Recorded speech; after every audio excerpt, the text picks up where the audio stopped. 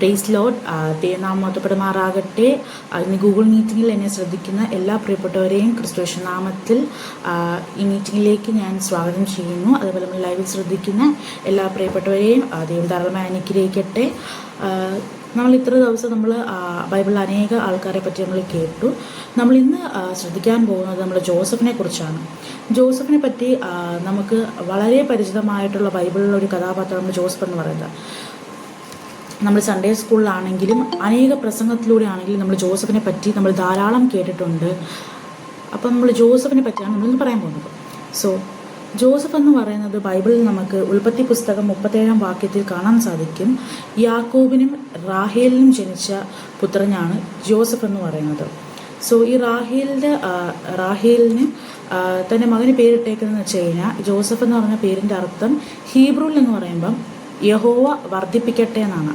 ആ ഒരു പേരിൻ്റെ അർത്ഥം പോലെ തന്നെ ദൈവം ധാരാളമായി അനുഗ്രഹിക്കപ്പെട്ട ഒരു വ്യക്തിയാണ് ജോസഫ് എന്ന് പറയുന്നത്. ഈ ജോസഫിൻ്റെ ജനനകാലം നോക്കിക്കഴിഞ്ഞാൽ അവൻ്റെ അമ്മയായ റാഹേലിൽ തൻ്റെ ലൈഫിൽ ഏറ്റവും കൂടുതൽ സ്ട്രഗിളിൽ കൂടെ പോയ ഒരു സമയത്താണ് ഈ ജോസഫ് ജനിക്കുന്നത്. കാരണം യാക്കോബിൻ്റെ ഭാര്യമാർ തമ്മിൽ വളരെ പ്രശ്നങ്ങൾ നടക്കുന്ന ഒരു സമയത്താണ് ഈ മകനായ ജോസഫ് ജനിക്കുന്നത്. നമുക്ക് ബാക്കി തുടർന്ന് നമുക്ക് ഉൽപ്പത്തി പുസ്തകത്തിൽ നമുക്ക് കാണാൻ കഴിയും. ഇത്രയും പ്രശ്നങ്ങളുള്ള സമയത്ത് ജനിച്ചിട്ട് പോലും തൻ്റെ ഒരു 16 വയസ്സ് വരെ താൻ ഏറ്റവും കംഫേർട്ട് സോണി അല്ലെങ്കിൽ ഏറ്റവും ബ്യൂട്ടിഫുൾ ആയിട്ടുള്ള ലൈഫായിരുന്നു നമ്മുടെ ജോസഫിന് ഉണ്ടായിരുന്നത്. അപ്പം ഈ ഒരു സമയത്ത് തൻ്റെ ലൈഫിൽ ഒരു പ്രശ്നവുമില്ല. അപ്പൻ്റെ ഏറ്റവും പ്രിയപ്പെട്ട മകനാണ്. കാരണം ഒരുപാട് ചേട്ടന്മാർ ജോസഫിനുണ്ട്. ഇളയ മകനാ. ഏറ്റവും കൂടുതൽ അനുഗ്രഹിക്കപ്പെട്ട ഒരു ലൈഫിൽ കൂടെ ജോസഫ് പോയിക്കൊണ്ടിരിക്കുന്ന ഒരു സമയമാണ് തൻ്റെ 17-16 വയസ്സ് വരെ എന്ന് പറയുന്നത്. ഈ ഒരു സമയത്ത് തൻ്റെ അപ്പനായ യാക്കോബ് ജോസഫിന് ഒരു നീല അങ്കി നൽകി. ഈ ഒരു സമയം തൊട്ടാണ് തൻ്റെ ലൈഫ് തിരിയാൻ തുടങ്ങിയത്. കാരണം മറ്റ് സഹോദരന്മാർക്കൊന്നും ഒരു നീല അങ്കി ഒന്നും അപ്പം കൊടുത്തില്ല. അപ്പം ഇപ്പോൾ ഒരു സ്പെഷ്യൽ ഫീല് ബാക്കിയുള്ളവർക്ക് ജോസഫിനോടൊരു അസൂയ ഉണ്ടാക്കാനായി. കാരണം എൻ്റെ ഒരു ലൈഫ് എടുത്തു കഴിഞ്ഞാൽ തന്നെ ഏറ്റവും കൂടുതൽ ഇപ്പം നമ്മൾ ക്ലാസ്സിലൊക്കെ ആണെങ്കിൽ തന്നെ, നമ്മൾ പഠിക്കുന്ന സ്ഥലങ്ങളിലാണെങ്കിൽ തന്നെ, ഇപ്പം മിസ്സുമാർക്ക് നമ്മളോട് കുറച്ചും കൂടി ഫേവറോ നമുക്കൊരു പൊസിഷനോ ഒക്കെ തന്നു കഴിഞ്ഞാൽ കൂടെ ഉള്ളവർ എന്ത് ചെയ്യും? ഇവനെ എന്തിനാ കൊടുത്തേ, നമുക്കല്ലയോ കിട്ടേണ്ടത്, നമ്മളെ ആക്കിയില്ലല്ലോ, മിസ് ഇവനെയാണല്ലോ സ്നേഹിക്കുന്നത്. അങ്ങനെ ഒരു മെൻറ്റാലിറ്റി. ഇവിടെ പുറത്ത് പഠിക്കുന്ന കാലത്തല്ലെങ്കിൽ വേറെ സ്ഥലങ്ങളിലാണെങ്കിൽ നിങ്ങളുടെ ലൈഫിൽ നിങ്ങൾക്ക് ഓരോ അനുഭവങ്ങളുണ്ടായിരിക്കും. അപ്പം ഈ ഒരു അനുഭവങ്ങളൊക്കെ വരുമ്പോൾ നമ്മൾ എന്ത് ചെയ്യണം? പ്രാർത്ഥിക്കണം. കാരണം പ്രാർത്ഥന ഉണ്ടെങ്കിൽ നമ്മുടെ ലൈഫിൽ നമുക്ക് മുന്നോട്ട് പോകാൻ പറ്റും. കാരണം നമ്മൾ ഇന്ന് ഈ മെസ്സേജിലൂടെ പറയാൻ ആഗ്രഹിക്കുന്നത് വെച്ചാൽ ജോസഫിൻ്റെ ലൈഫ് വെച്ചിട്ട് എങ്ങനെയാണ് നമുക്ക് ഈ പ്രെയർ ലൈഫിൽ മുന്നേറാൻ പറ്റുന്നത്. കാരണം എപ്പോഴും റൂമടച്ചിരുന്ന് പ്രാർത്ഥിക്കുമ്പോൾ മാത്രമല്ല, നമ്മുടെ ജീവിതത്തിൽ ഒരു സിറ്റുവേഷനുകളിലാണെങ്കിൽ കൂടെ തന്നെ നമ്മൾ എപ്പോഴും കർത്താവിനെ സ്തുതിച്ചുകൊണ്ടിരിക്കണം. എപ്പോഴും നമ്മൾ കർത്താവിലായിരിക്കണം. ഇന്ന് നടക്കുന്ന സിറ്റുവേഷൻ എന്താണ്, ഒരാൾ എന്നോട് സംസാരിക്കാൻ വരുമ്പോൾ അതിൻ്റെ പിന്നിൽ എന്താണെന്ന് നമ്മൾ തിരിച്ചറിയണം. അതിന് നമ്മൾ ജ്ഞാനത്തെ പ്രാപിക്കണമെങ്കിൽ നമ്മൾ നമ്മുടെ ലൈഫിൽ വേണം. കാരണം ജോസഫിൻ്റെ ലൈഫിൽ ഏറ്റവും കൂടുതലുള്ള സാധനമാണ് ഈ എന്ന് പറയുന്നത്. ഈ ദയാണ് ഈ ജ്ഞാനം വെളിപ്പെടാനുള്ള ഏറ്റവും വലിയ സീക്രട്ട് എന്ന് പറയുന്നത് ദയാണ്. അപ്പം നമുക്ക് ജോസഫിൻ്റെ ബാക്കി നമുക്ക് നോക്കാം. 37 വാക്യത്തിൽ ഈ ഒരു നീലയങ്കി കൊടുത്തതിന് ശേഷം ഈ ഒട്ടും പ്രതീക്ഷിക്കാത്ത, നമ്മളൊരു ഭാഷ പറഞ്ഞു കഴിഞ്ഞാൽ നമ്മൾ ഒട്ടും പ്രതീക്ഷിക്കാത്തൊരു സമയമാണ് ഈ ഒരു തിരിച്ചടി ജോസഫിൻ്റെ ലൈഫിൽ കിട്ടുന്നത്. കാരണം തൻ്റെ ചേട്ടന്മാരെ പിന്നീടുള്ള കഥകളൊക്കെ നമുക്ക് വളരെ ഡീറ്റെയിൽ ആയിട്ട് നമുക്കിവിടെ ഇരിക്കുന്നവർക്കെല്ലാം അറിയാം. അതുകൊണ്ട് ഞാൻ ഒരുപാട് ഡീറ്റെയിലിൽ പറയുന്നില്ല. അപ്പം ഈ ഒരു സാഹചര്യം കഴിഞ്ഞിട്ടാണ് തൻ്റെ ചേട്ടന്മാരെ തിരക്കി ജോസഫ് കാട്ടിലേക്ക് പോകുന്നത്. ഈ ഒരു സാഹചര്യത്തിൽ അവിടെ ഒരു വ്യക്തിയുണ്ട്, തൻ്റെ ചേട്ടന്മാർ എവിടെയാണെന്ന് തനിക്ക് പറഞ്ഞു കൊടുക്കുന്നത്. ആ ഒരു വ്യക്തിയാണ് തൻ്റെ ലൈഫിലൊരു ഫസ്റ്റ് ടേണിംഗ് പോയിൻ്റ് ആവുന്നത്. ഈ ചേട്ടന്മാരെ കാണിച്ചു കൊടുക്കുന്നതും തന്നെ പൊട്ടക്കുഴിയിലിടുന്നതും, പൊട്ടക്കുഴിയിട്ട് ഒരു കൂട്ടമായിട്ടേ വരത്തുള്ളൂ ചിലപ്പോൾ അറ്റാക്ക് ചെയ്യാനുണ്ട്. നമ്മൾ ഏറ്റവും കൂടുതൽ സ്നേഹിക്കുന്ന വ്യക്തികൾ നമ്മളെ തിരിച്ചെന്തെങ്കിലും നമ്മൾ ചെയ്യുമ്പോഴായിരിക്കും നമുക്ക് ഏറ്റവും കൂടുതൽ വേദനിക്കുന്നത്. അപ്പോൾ ആ ഒരു സമയം വരെ ജോസഫിൻ്റെ മനസ്സിൽ എങ്ങനെയാണെന്ന് വെച്ച് കഴിഞ്ഞാൽ, എൻ്റെ ചേട്ടന്മാരാ, ഇവരിങ്ങനെ ഒന്നും ചെയ്യത്തില്ല, എന്നോട് ഏറ്റവും കൂടുതൽ സ്നേഹമുള്ള ആൾക്കാരാ, അങ്ങനെ വിചാരിച്ചിരുന്നിരുന്ന് പെട്ടെന്നൊരു അടി കിട്ടിയാണൊക്കെ ആയിപ്പോയി ജോസഫിനെ പൊട്ടക്കുഴിയിലോട്ട് ഇടുന്നത്. അപ്പം അവിടെയും ജോസഫിന് വേണ്ടി കർത്താവ് ഒരു രക്ഷകനെ ഇറക്കിയത് റൂബേല. ഈ റൂബേൽ പറഞ്ഞതുകൊണ്ട് മാത്രമാണ് ജോസഫിൻ്റെ ജീവൻ അപ്പം പോവായിരുന്നത്. അപ്പം നമ്മുടെ ലൈഫിൽ വരുന്ന ഓരോ വീഴ്ചകളും നമ്മൾ പെട്ടെന്ന് വിചാരിക്കും ഇതോടെ തീർന്നു, പക്ഷേ കർത്താവിനൊരു പ്ലാനുണ്ട്. ഇതുമാത്രമല്ല, ആ പൊട്ടക്കുഴി വീണ് കഴിഞ്ഞ് ആ പൊട്ടക്കുഴിയിൽ നിന്നായിരുന്നു തൻ്റെ ലൈഫിലേക്ക് പോകേണ്ട അടുത്തൊരു ടേണിംഗ് പോയിട്ട് പൊട്ടക്കുഴിയിൽ നിന്നായിരുന്നു. ആ പൊട്ടക്കുഴിയിൽ നിന്ന് കച്ചവടക്കാരുടെ കയ്യിൽ പോയി, കച്ചവടക്കാരുടെ കയ്യിൽ നിന്ന് കൊട്ടാരത്തിൽ കയറി. അങ്ങനെ ഓരോ ലൈഫിൽ ഓരോരോ ടേണിംഗ് പോയിന്റുകൾ വരുമ്പം നമ്മൾ തിരിച്ചറിയത്തുള്ളൂ നമ്മുടെ കർത്താവ് നമ്മളെക്കുറിച്ചുള്ള പദ്ധതി എന്താ. അപ്പോൾ ഇങ്ങനെ നമ്മുടെ ജീവിതത്തിൽ പല പല സാഹചര്യങ്ങൾ വരുമ്പം നമ്മൾ താഴ്ന്നു പോകരുത്, നമ്മൾ വിഷമിച്ച് അവിടെ ഇരിക്കരുത്, നമ്മളെപ്പോഴും പ്രാർത്ഥനയിലായിരിക്കണം. ഈ ജോസഫിൻ്റെ ജീവിതം ഫുള്ള് പ്രാർത്ഥനയാണ്. നമ്മൾ ലൈവായിട്ട് നമ്മൾ കാണുന്നില്ലെങ്കിൽ പോലും അവൻ്റെ ഓരോ നിമിഷവും കർത്താവിലേക്കുള്ള വിശ്വസിച്ച് ആ താഴ്ന്നിരുന്ന ഓരോ സാഹചര്യത്തിലാണ് ജോസഫിന് വേണ്ടി കർത്താവ് വഴി തുറന്നത്. അപ്പം ആ പൊട്ടക്കുഴി വീണ ശേഷം കച്ചവടക്കാർ അവനെ വിറ്റു. അങ്ങനെ അവൻ കൊട്ടാരത്തിലേക്ക് പോയി. അങ്ങനെ ഓരോ ഇൻസിഡൻറ്റുകൾ ഇങ്ങനെ നടക്കുന്നുണ്ട്, നമുക്ക് കാണാൻ സാധിക്കും. ഈ ഉൽപ്പത്തി പുസ്തകത്തിൽ ജോസഫിൻ്റെ വാക്ക് എല്ലായിടത്തും പറയുന്നത് ഇങ്ങനെയാണ്: യഹോവ അവൻ്റെ കൂടെ ഉണ്ടായിരുന്നു, യഹോവ അവൻ്റെ കൂടെ ഉണ്ടായിരുന്നു. ഇപ്പം നമ്മുടെ ജീവിതത്തിലും നമ്മുടെ കൂടെയും യഹോവയുണ്ട്. നമ്മളായിരിക്കുന്ന ഓരോ സാഹചര്യത്തിലും യഹോവ നമ്മുടെ കൂടെയുണ്ട്. അപ്പം ബാക്കി നമുക്ക് പറഞ്ഞു കഴിഞ്ഞാൽ ഈ ഒരു സാഹചര്യത്തിൽ നമ്മൾ എപ്പോഴും എന്ത് ചെയ്യണം? പിടിച്ചു നിൽക്കണം.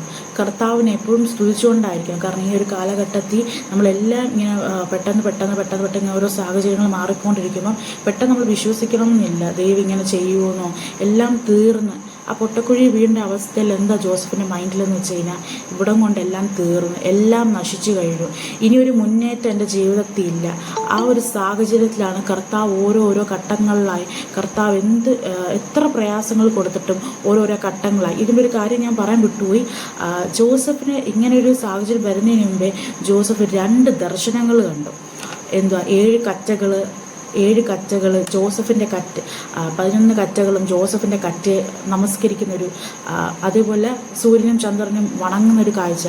ഈ ഒരു ദർശനമാണ് ഇതിൻ്റെ എല്ലാത്തിൻ്റെ ആരംഭം എന്ന് പറഞ്ഞാൽ തൻ്റെ ലൈഫിലെന്ന് പറഞ്ഞു കഴിഞ്ഞാൽ. കാരണം മറ്റുള്ളവരെ കാട്ടി, തൻ്റെ അപ്പനെ അമ്മയും തൻ്റെ സഹോദരങ്ങളെ കാട്ടി എല്ലാം ജോസഫ് ഉയരുമെന്ന് കണ്ടിട്ടാണ് അവർക്കെല്ലാം ഈ അസൂയ ഇവനെക്കുറിച്ച് ഉണ്ടാവാനും ഒക്കെ തുടങ്ങിയത്. അപ്പം താൻ കണ്ട് ഈ ദർശനത്തിൽ നിന്നാണ് താൻ പൊട്ടക്കുഴി വീഴുന്നതും പൊട്ടക്കുഴിയിൽ നിന്ന് അടുത്തടുത്ത് ഓരോരോ ഘട്ടങ്ങളിലേക്ക് പോകുന്നതും.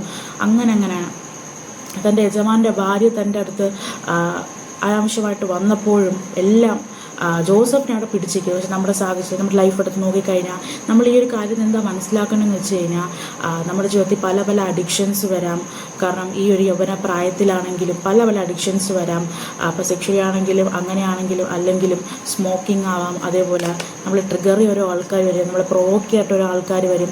അപ്പം ഈ ഒരു സാഹചര്യങ്ങളിലൊക്കെ നമ്മൾ എന്ത് ചെയ്യണം എന്ന് വെച്ച് കഴിഞ്ഞാൽ, എപ്പോഴും നമ്മൾ പ്രാർത്ഥനയിലായിരിക്കണം. നമ്മുടെ ഫ്രണ്ടിൽ ഏത് ആൾക്കാർ എന്ത് ഉദ്ദേശത്തിലാണ് വരുന്നത്, നമ്മൾ കറക്റ്റായിട്ട് ദൈവത്തോട് എപ്പോഴും നമ്മൾ ജ്ഞാനത്തെ ചോദിക്കണം.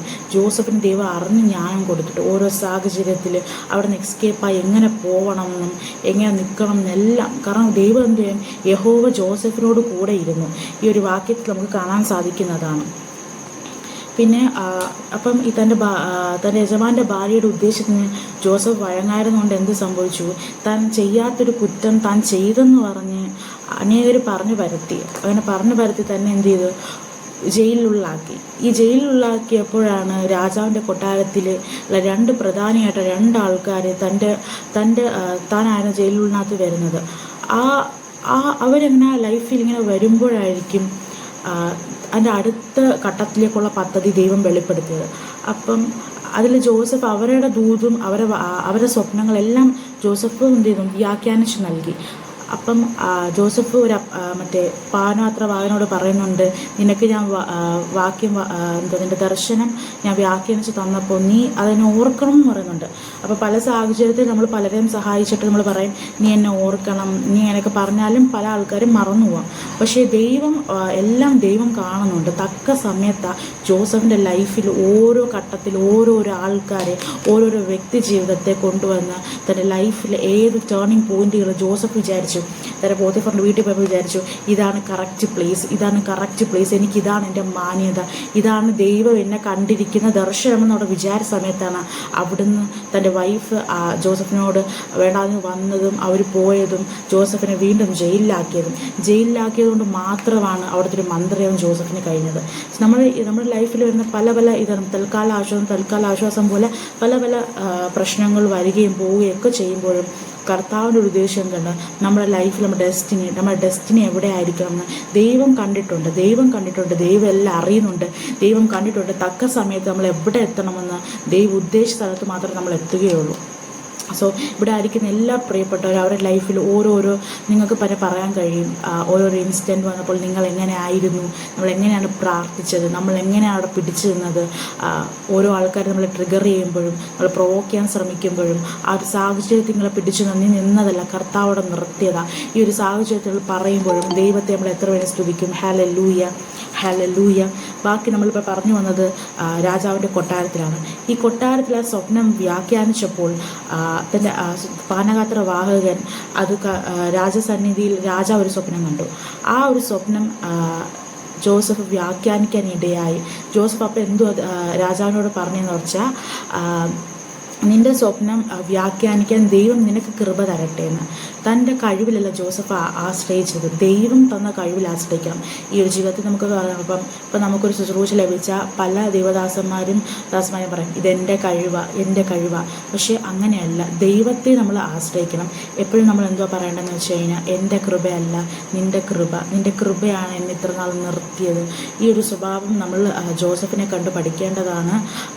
താഴ്മയുള്ളിടത്തെ ദൈവം വലിയ വലിയ വാതിലുകൾ തുറക്കാൻ ഇടയാകത്തുള്ളൂ. സോ ഈ ഒരു സാഹചര്യം കഴിഞ്ഞ് തൻ്റെ ആ ഒരു ദർശനമാണ് തൻ്റെ ഡെസ്റ്റിനിയിലേക്ക് എത്താൻ കർത്താവ് സഹായിച്ചത്. ഈ താൻ അങ്ങനെ മന്ത്രിയായി മാറി, അതുവരെ അടിമയായി കിടന്ന ഒരു യുദ്ധൻ്റെ വാക്ക് അവിടുത്തെ രാജാവിൻ്റെ സന്നിധിയിൽ നിൽക്കുന്ന. കാരണം നീ നിനക്കിപ്പോൾ വിലയില്ല, നിൻ്റെ ലൈഫിന് ഇങ്ങോട്ടില്ല, ഇത്രയേ ഉള്ളൂ, ഇതാണ് എൻ്റെ ലൈഫ്, ഇതാണ് ദൈവം എന്നെ കണ്ട വാഗ്ദത്തം, ഇവിടമാരെ ഉള്ളെന്ന് വിചാരിക്കുമ്പോഴും കർത്താവിനുള്ള പദ്ധതി ഇതല്ല. ഞാൻ നിന്നെ കണ്ടത് എന്താണെന്ന് ദൈവം വ്യക്തമായി ഓരോരുത്തർക്കും ദർശനങ്ങൾ തന്നിട്ടുണ്ട്. അത് ബാക്കിയുള്ളവരോട് പറഞ്ഞാൽ അവർക്കത് ഇഷ്ടപ്പെടണം എന്നില്ല, അവരത് വിശ്വസിക്കണം എന്നില്ല. കാരണം പല ദൈവദാസന്മാരും പറയും, നീ നിൻ്റെ ശുശ്രൂഷ ഇത്രേ പോകത്തുള്ളൂ, അല്ലെങ്കിൽ നീ ഇത്രയേ ഉള്ളൂ, നിന്നെ ശുശ്രൂഷയ്ക്ക് വിളിച്ചിട്ടില്ല, നിന്നെ ശുശ്രൂഷയെ കണ്ടിട്ടില്ല. പക്ഷെ ദൈവം നിന്നെ കാണിച്ചത് നീ ശുശ്രൂഷ ചെയ്യുന്നതാണെങ്കിൽ നീ ശുശ്രൂഷ ചെയ്തിരിക്കും. കർത്താവ് ഇത്രേ പറയുന്നുള്ളൂ. ഹല്ലേലൂയ. ആമേൻ. ഈ ഒരു സാഹചര്യങ്ങൾ കഴിഞ്ഞപ്പോഴാണ് താൻ ആദ്യം കണ്ട ദർശനം ഏറ്റവും അവസാനമാണ് വെളിപ്പെട്ടത്. 11 കറ്റകളും തന്നെ നമസ്കരിക്കുന്നത് താൻ മന്ത്രിയായതിനു ശേഷമാണ്. ആദ്യം കണ്ട ദർശനവും അത് തന്നെയാണ്. ആദ്യം കണ്ട ദർശനം അപ്പം തൻ്റെ സഹോദരന്മാർ തൻ്റെ മുമ്പിൽ വരുമ്പോൾ ജോസഫ് ഒരിക്കലും പറഞ്ഞില്ല, നിങ്ങൾ എന്നെ പൊട്ടക്കിണറ്റി ഇട്ടല്ലേ, നിങ്ങൾ എനിക്ക് ദോഷം ചെയ്തതല്ലേ, ഞാൻ നിങ്ങളെ സഹായിക്കത്തില്ല. ഞാനായിരുന്നേ പറഞ്ഞത് നിങ്ങൾ എൻ്റെ അടുത്ത് അങ്ങനെ ചെയ്തല്ലേ, ഞാൻ ഇത് ചെയ്യത്തില്ലെന്ന്. പക്ഷേ നമ്മൾ കണ്ടുപിടിക്കേണ്ട ഒരു സ്വഭാവം എന്ന് വെച്ച് കഴിഞ്ഞാൽ, നമുക്കിപ്പം നമ്മളോട് ഒരാൾ തെറ്റ് ചെയ്യുന്ന വെച്ച് കഴിഞ്ഞാൽ നമ്മൾ തിരിച്ച് അവരോട് അങ്ങനെ തന്നെ ബിഹേവ് ചെയ്യണമെന്നല്ല, നമ്മൾ അവരോട് ക്ഷമിക്കണം. നമ്മളോട് ക്ഷമിച്ചാൽ മാത്രമേ നമ്മൾ ചെയ്യുന്ന തെറ്റുകളും കർത്താവ് നമ്മളോട് ക്ഷമിക്കത്തുള്ളൂ. ഈ ഒരു സാഹചര്യത്തിൽ വന്ന ജോസഫിനുള്ള ഏറ്റവും നല്ലൊരു സ്വഭാവമായിട്ടുള്ള അതാണ്, തന്നോട് വന്ന ചേട്ടന്മാരോട് ക്ഷമിച്ചു. ജോസഫ് അനുഗ്രഹിക്കപ്പെട്ടപ്പോൾ ഉൽപ്പത്തി പുസ്തകം 50-ാം വാക്യത്തിൽ ഒരു വാക്യമുണ്ട്, നിങ്ങൾ എൻ്റെ നേരെ ദോഷം വിചാരിച്ചു, ദൈവമോ ഇന്നുള്ളതുപോലെ ബഹുജനത്തിന് ജീവരക്ഷ വരുത്തേണ്ടതിന് അതിനെ ഗുണമായി തീർന്നു. ബഹുജനത്തിന് ജീവരക്ഷ വരുത്തേണ്ടതിന് ദൈവം അത് ഗുണമാക്കി തീർത്തു. ജോസഫ് അനുഗ്രഹിക്കപ്പെട്ടപ്പോൾ ഒറ്റയ്ക്കല്ല, തൻ്റെ ചേട്ടന്മാർക്കും കൂടി കൊടുത്തു. ഹല്ലേലൂയ. അങ്ങനെ തുടക്കം മുതൽ ജോസഫ് അനുഭവിച്ച സ്ട്രഗിളുകളില്ല. കണ്ട ദർശനവും സ്ട്രഗിളും തമ്മിൽ പല പല വ്യത്യാസങ്ങളുണ്ട്. കാരണം താൻ കണ്ടത് തന്നെ എല്ലാവരും നമസ്കരിച്ച് കണ്ടതിന് ശേഷം വന്നത് പൊട്ടക്കിണറും അടിമത്വം നിന്ന് പിന്നെ ജയില്, അങ്ങനെ ലൈഫ് ഫുൾ ഇങ്ങനെ പോയിക്കൊണ്ടിരിക്കുക.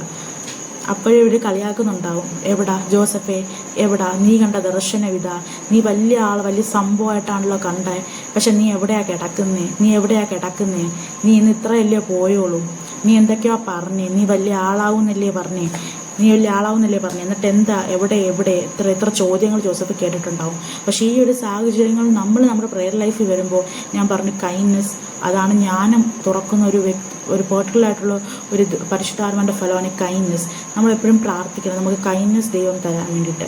അപ്പോൾ ജോസഫിൻ്റെ ലൈഫ് ഫുള്ള് ജോസഫ് കൈൻഡായിരുന്നു.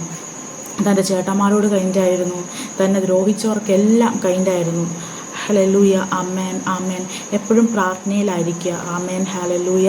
ഞാൻ ഇത്രേ പറയുന്നുള്ളൂ, കാരണം ജോസഫിനെ പറ്റി നമുക്കെല്ലാം വളരെ വ്യക്തമായി അറിയാവുന്നതുകൊണ്ട് പ്രെയർ ലൈഫിൽ എങ്ങനെ ജോസഫ് എങ്ങനെ നമ്മളെ ഇൻഫ്ലുവൻസ് ചെയ്യുമെന്ന് മാത്രമേ ഞാൻ പറഞ്ഞിട്ടുള്ളൂ. ഇത്രയും ദൈവം ധാരാളമായി എല്ലാവരെയും അനുഗ്രഹിക്കട്ടെ. ആമേൻ. എല്ലാവരും ജോസഫിനെ കണക്ക് പ്രാർത്ഥിക്കാൻ ട്രൈ ചെയ്യണം. നമ്മൾ കൈൻഡ് ആയിരിക്കണം എല്ലാവർക്കും. അത് നമ്മൾ ദൈവത്തിൽ ഏറ്റവും വിശ്വസ്തരായിരിക്കണം. കാരണം ഇപ്പോഴത്തെ സാഹചര്യങ്ങളോ ഇപ്പോഴത്തെ സന്ദർഭങ്ങളോ നോക്കിയിട്ട് ദൈവം നമ്മളോട് പറഞ്ഞിരിക്കുന്ന വാഗ്ദത്തവും അതുമായിട്ട് നമ്മൾ അളക്കാൻ പോകരുത്. കാരണം ദൈവം നിങ്ങളെ എന്തെങ്കിലും ആക്കുമെന്ന് പറഞ്ഞെങ്കിലും ഇപ്പം പോകുന്നത് ദൈവം നിന്നെ ഒരു വലിയ പണക്കാരനാക്കുമെന്ന് പറഞ്ഞിട്ടുണ്ടെങ്കിൽ ഇപ്പം നിൻ്റെ 5 രൂപ എടുക്കാൻ കൈ കാണത്തില്ല. പക്ഷേ നീ നിൻ്റെ പ്രതീക്ഷയോ നിൻ്റെ വിശ്വാസമോ വിടരുത്. നീ ഒരു ശുശ്രൂഷക്കാരി ആക്കുമെന്ന് പറഞ്ഞിട്ടുണ്ടെങ്കിൽ നിനക്ക് പാടാൻ പോലും അറിയത്തില്ലായിരിക്കും. പക്ഷേ ദൈവം നിന്നെ വലിയ നിലക്കെത്തിക്കും. കാരണം ദൈവം അത് പറഞ്ഞതാണ്. ദൈവം നിന്നെയാണ് കാണിച്ചത്. ചിലപ്പോൾ ഒരു പ്രവാചകനോ പ്രവാചിക്കോ നിന്നെ കാണുമ്പം ഒന്ന് പ്രവചിക്കാനോ ഒരു ദൂത് പറയാനോ നിന്നെ കാണുമ്പോൾ തോന്നത്തില്ല. പക്ഷേ ദൈവം നിൻ്റെ ദർശനത്തിൽ നിനക്ക് ചില വെളിപ്പാടുകൾ, ചില ദൂതുകൾ നിന്നോട് പറഞ്ഞിട്ടുണ്ട്. അത് കർത്താവ് ഈ നാളുകൾ അത് നിനക്ക് വേണ്ടി അത് വെളിപ്പെടുത്തും. അവർ നിന്നെ കണ്ട് കളിയാക്കി ചോദിക്കരുത്. പക്ഷേ നീ കണ്ട ദർശനം നീ ഇതിലെ പാസ്റ്ററിനോട് പറഞ്ഞാണ്, പാസ്റ്റർ എന്നെ കണ്ടിട്ട് ഞാൻ ഇങ്ങനെ ആവും, അല്ലെങ്കിൽ ഞാൻ ഇതായി തീരും. അല്ലെങ്കിൽ നിൻ്റെ ഫ്രണ്ട്സിനോട് നീ പറഞ്ഞിട്ടുണ്ട്, ഞാൻ പഠിച്ച് ഞാൻ ഇന്നതാവും, ഞാൻ ഇങ്ങനെ ഒരു ഇപ്പോൾ എക്സാമ്പിൾ പറയുകയാണെങ്കിൽ ഞാൻ ഒരു ഡോക്ടറാവും. നിൻ്റെ ഫ്രണ്ട്സിനോട് നീ പറഞ്ഞിട്ടുണ്ടാവും. അവരിപ്പോൾ ഇങ്ങനെ കാണുമ്പോൾ ചോദിക്കുമായിരിക്കും, എന്തുവാ നീ ഇപ്പം എവിടെ എത്തി, നീ ഇപ്പം എന്തുവാ ചെയ്യുന്നേ? അത് ചിലപ്പോൾ ചോദിക്കുകയും നീ ഇപ്പം അതായിരിക്കത്തില്ല. പക്ഷെ ദൈവം നിന്നോട് എന്തുവാ പറഞ്ഞേ? തക്ക സമയം എത്ര വൈകിയാലും ദൈവം ചെയ്യാനുള്ളത് ദൈവം ചെയ്യും. ഹല്ലേലൂയ. ഹല്ലേലൂയ. സ്തോത്രം. അല്പനേരം പ്രാർത്ഥിക്കാം. ഹല്ലേലൂയ. കണ്ണുകളെ അടയ്ക്കും. ഹല്ലേലൂയ. നന്ദിയോടെ സ്തോത്രം ചെയ്യും, സ്തുതിക്കുന്ന പരിശുദ്ധനായ ദൈവമേ, സ്തുതി നല്ല പിതാവേ, ഇന്ന് കൂടി വന്ന ലൈവിലായിരിക്കുന്ന ഓരോ ജനത്തെയും കർത്താവെ അടുത്തിരിക്കരങ്ങൾ ഏൽപ്പിച്ച് പ്രാർത്ഥിക്കുന്ന കർത്താവെ. അപ്പാ ഞങ്ങളുടെ ജോസഫിനെ കണക്കപ്പ ഞങ്ങൾക്ക് കൈൻഡായിരിക്കുവാൻ അപ്പാ നീ ഞങ്ങളെ സഹായിക്കുമാറാകണം.